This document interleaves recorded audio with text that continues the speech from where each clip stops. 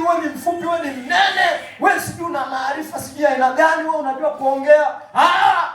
Mungu anaangalia utii wa mtu.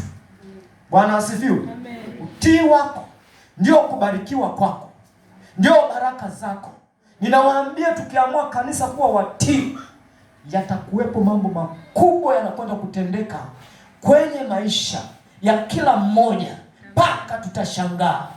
Mambo makubwa ni neno moja dogo sana, utii. Yes, amen. Utii.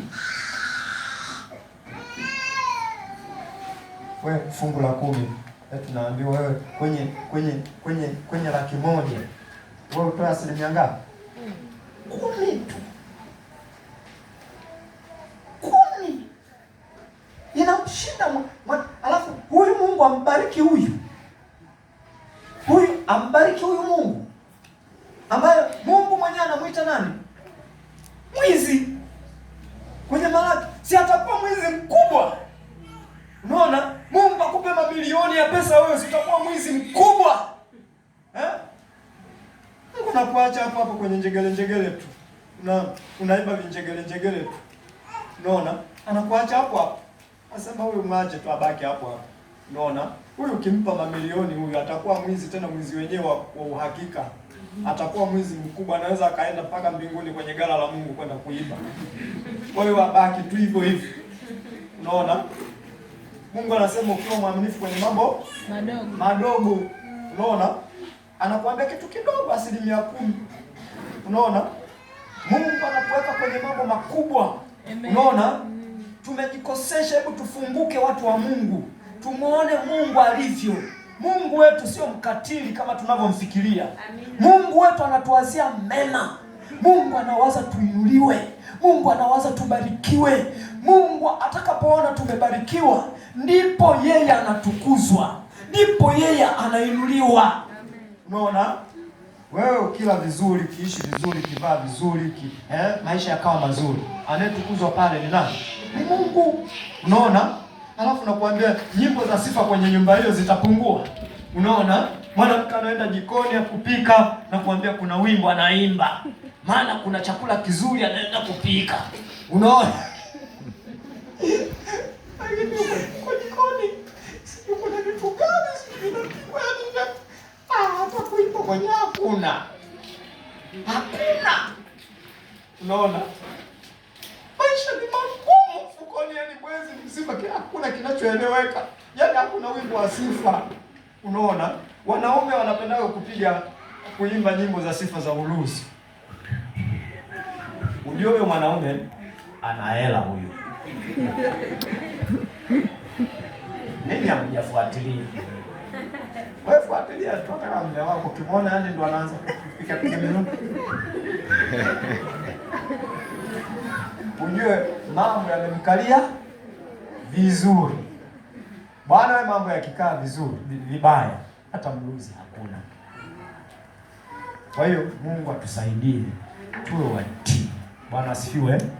Tuwe watii. Kuna vitu vingine nimeainisha hapa, ngoja nisome ili uone vinavyoambatana na mtu Mungu anayembariki. Vinavyoambatana na baraka za Mungu. Bwana asifiwe. Kitu cha kwanza hapa anasema Mungu anapokubariki kwenye Torati, Kumbukumbu la Torati sura 28 mstari wa 1. Unaona? Anasema na baraka hizi ngoja tusome hapo. 28 mstari wa 1 anasema hivi. Anasema itakuwa utakapoisikia sauti ya Bwana Mungu wako kwa bidii na kutunza kuyafanya maagizo yake yote ni kuagizayo leo, ndipo Bwana Mungu wako atakapokutukuza. Kitu cha kwanza Mungu anafanya nini? Anakutukuza, anakuweka hai, anakuweka juu. Unaona? Mungu anakuweka juu, anakuinua. Unaona? Sio wewe kujiinua. Anakuinua yeye mwenyewe. Anajua namna anavyokuinua. Unaona? Anatengeneza namna fulani hivi kama mtu wa juu juu hivi. Unaona? Sio mtu wa chini chini. Unaona? Alafu anatamka baraka, asema na baraka hizi zitakujilia na kukupata usikiapo sauti ya Bwana Mungu wako. Unaona, anataja hapo, anasema kwanza, kitu cha kwanza kinachoambatana na kuinuliwa kwako, Mungu anakutukuza juu ya mataifa yote. Unaona, hauwi lofa mpaka katikati ya jamii, hauwi lofa. Mungu anatengeneza mazingira fulani hivi, unaona, unakuwa mtu fulani wa tofauti, wanafahamu mpaka wa mataifa, sio siri. Kitu cha pili nasema baraka za Mungu ndipo zinakujilia, unaona. Alafu cha tatu nasema unabarikiwa mjini, unabarikiwa mashambani, unaona. Yaani kuna vitu vinaambatana na wewe, kwamba yaani baraka wa Mungu hauangalii uko sehemu gani, unaona. Mungu anatengeneza mazingira ya wewe kukubariki tu, hata ukiwa shambani, hata ukiwa porini, hata ukiwa mjini, unaona. Mungu anatengeneza mazingira ya wewe kubarikiwa. Mungu ndo anajua anafanyaje. Alafu kitu kingine, Mungu anatamka yaani baraka zako Mungu anaziruhusu sio kwako wewe peke yako tu, mpaka kwenye uzao wako. Bwana asifiwe. Mpaka kwenye uzao wako Mungu anatengeneza mazingira ya uzao wako kubarikiwa kabisa. Yaani ukitazama watoto, unaona na watoto wana dalili za kubarikiwa na Mungu. Bwana asifiwe. Unakuta watoto wanampenda Mungu hivi, wameshikamana na Mungu. Unaona, huyu mtoto, unaona, ana dalili za kuwa na Mungu kwenye maisha yake. Bwana asifiwe. Ana dalili za kubarikiwa. Alafu anasema utabarikiwa, unaona, litabarikiwa mpaka kapu lako na chombo chako cha kukandia. Unaona, Mungu anaporuhusu hizo baraka, Mungu anabariki mpaka kwa habari ya chakula. Bwana asifiwe. Daudi yeye anasema tangu akiwa nani? Mtoto, akiwa kijana, si ndio mpaka anakuwa mzee, hajawahi kuona waja wake akiomba mikate barabara. Mungu anatengeneza mazingira ya kutokupungukiwa hata kwa habari ya chakula. Bwana asifiwe. Unashangaa chakula wewe hupungukiwi. Bwana asifiwe. Alafu anasema hivi, Mungu anatengeneza mazingira, yaani kwa sababu Mungu tayari ametengeneza mazingira ya kukubariki. Yaani mahali unapokwenda, popote unapokwenda, Mungu anatengeneza pale unapokwenda, Mungu anatengeneza baraka. Unaona? Unashangaa unaenda kukutana na baraka. Unaona? Unakoingia na unakotoka. Bwana asifiwe. Unakutana na baraka za Mungu. Mungu anatengeneza hayo mazingira. Bwana asifiwe. Hii ni kwenye Kumbukumbu la Torati. Alafu na kitu kingine cha mwisho, anasema adui zako. Unaona? Adui zako wanaoinuka juu yako. Nataka nikupe siri. Tunataka kubarikiwa, lakini kwenye kubarikiwa maadui ni wengi kuliko unavyofikiria. Yaani unaweza usiwe na maadui kabla hujafanikiwa, hujabarikiwa.